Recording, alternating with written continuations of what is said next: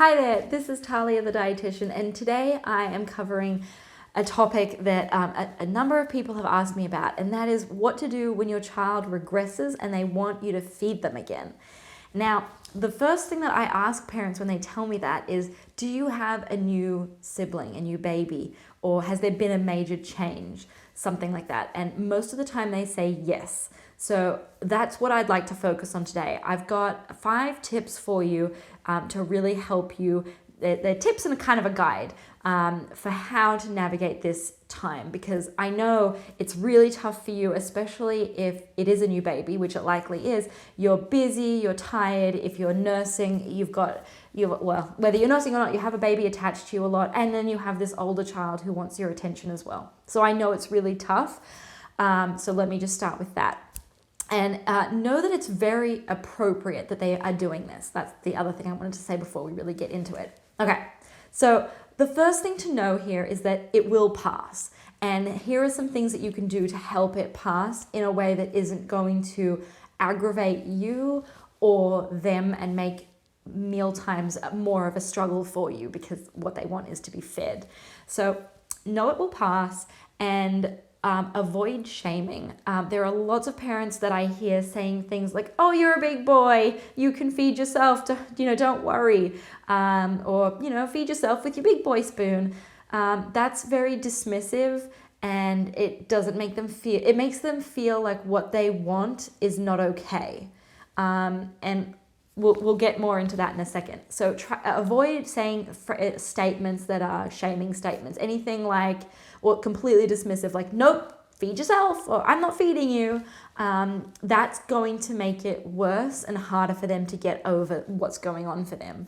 So that's the first step.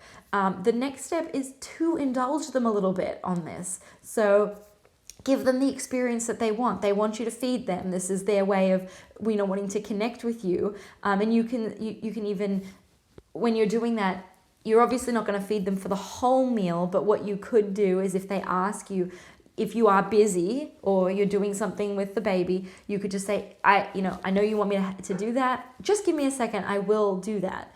And, as hard as it is, and, I've been through this as well. You're sitting there pumping, trying to eat, holding the baby, or breastfeeding, and there's another child that wants you to do something. So it's really tough, but by giving them what they want, you're forming this connection with them. You're telling them that it's okay, and you're giving them the experience and indulging them a little bit. So do it a couple of times, like feed them, let them, connect with them, and make it like "Oh, you're really enjoying that." Like, kind of talk to them about it so they can verbalize what exactly it is they're feeling while you're doing it. Are they, you can ask them, "Are you enjoying that? What do you like about me doing that?" They might not be able to tell you, but at least you're showing that you're connecting with them. And then when it gets to the point where it's been a minute or, 2 minutes and you're ready to move on, you can let them know, "Okay, we'll do this for another few seconds or another minute, and then I'm going to go back to doing what I was doing before, and you can continue to eat." And usually that will make the transition back to them actually eating on their own a little bit easier, because you've connected with them, you've come down to their level, and you've done the thing, which is feeding them. And if they do melt down and scream about it, that's okay too. Let that happen, and know that they will be able to get over it and likely get back to their meal. So that you're doing the right thing there.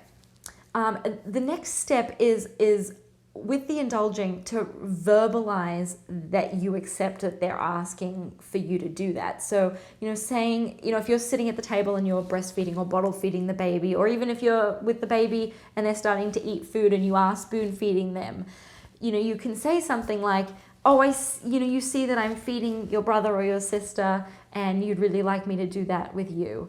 And acknowledge that that is what they want. They want to know that you still love them and that you have time for them and all of these things. So really by acknowledging and verbalizing it, it shows that you're accepting them where they're at, which they need, and that will help them move on more quickly. And the last thing is to know that if you've got a new baby, whether they're new or 6 months old, it's a really huge change for an older sibling. And knowing that it's such a huge change for them can really help you show them a little bit more compassion in knowing why they're doing these things. They might be acting out more, they might be asking for you to feed them, but by knowing that that's the reason they're doing it, you can show them that you still love them and reassure them that you still love them by doing these little acts where you do feed them a few times. Chances are, once you've indulged them a few times, they will be able to move on from it because they know that you accept what they've asked and you can accept where they are right now, that they want to be fed like a baby. They know they're not a baby. They know that they're not. But they don't know why they feel like they need to do this. They need to connect with you and make sure they feel that they are still loved. And by giving them that, by indulging them in that way, you are showing them that they are loved. You are showing them that you accept them. And that's going to make it easier for them to transition and move on back to being able to feed themselves rather than digging your feet in and making it a big deal. Give them what they want. Give them the love and show them that that's what you're doing. I don't recommend that you continue to feed them through every meal though. For a minute or two is okay, and then let them know, I need to eat my food, I need to feed the baby, I need to put the baby to bed, whatever it is. Let them know. But for sure, give them what they want and what they need, and that is feeling reassured that you do still love them, and that will help them be able to move on. So I really hope you found that guide and those tips helpful. Let me know, because I know this really is a difficult time for parents. I've been there and I know it's really difficult. So I really hope that those tips have helped you and get a little bit of clarity on that. And if you did learn something and you found this helpful, please subscribe to my channel and turn on your notifications so you don't miss a future video. And thanks so much for watching. This is Talia, the dietitian. I sure hope you enjoyed that video. Here are a couple more to help you out.